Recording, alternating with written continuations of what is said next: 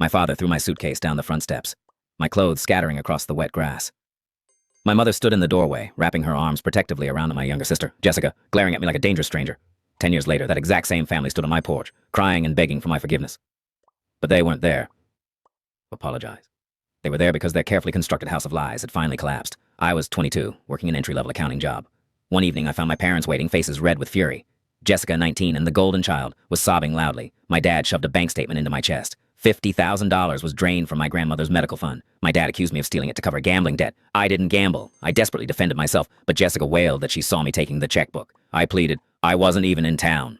Nobody listened. My dad slapped me across the face, knocking my glasses off. He told me I was dead to them. He gave me 10 minutes to pack before threatening police. I was shoved into the freezing rain. The next few years were an absolute living nightmare. My father called my boss, accusing me of theft, so I lost my job immediately. Without any income, I couldn't rent an apartment. I ended up sleeping in the back of my rusted car in abandoned parking lots, shivering violently through bitter, unforgiving winter nights. The betrayal broke me. I fell into depression, taking cash jobs just to afford cheap food. My own family threw me away like garbage. There were nights I stared at the ceiling of my freezing car, wondering if anyone would notice if I disappeared. Then I met Emily. I worked at a diner, and she was a regular. One day, I broke down crying in the alley, and she found me. She didn't judge. She just sat on the dirty pavement and listened. Emily gave me a reason to fight. She helped me get an apartment and encouraged me to finish my CPA exams. I passed, got a job at a prestigious firm, and eventually started my own wealth management company.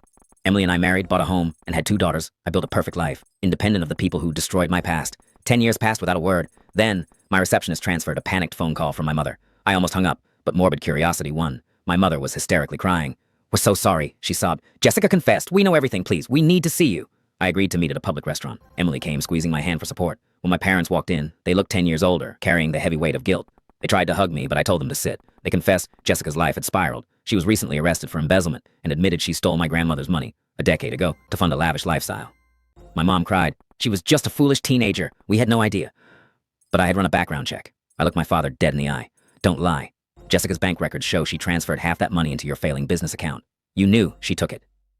My mother froze. My dad's face completely drained of color. The horrifying truth spilled out right there in the diner. They figured out Jessica was the real thief barely 2 months after kicking me out. But because returning the money meant exposing my dad's bankrupt business and ruining Jessica's golden reputation, they decided to let me take the fall. They let me freeze in a car to save their own selfish pride. They begged for forgiveness, pleading they were broke and needed help with Jessica's legal fees. I looked at the people who were supposed to protect me and felt absolutely nothing. You didn't lose a son 10 years ago, I said calmly, standing up.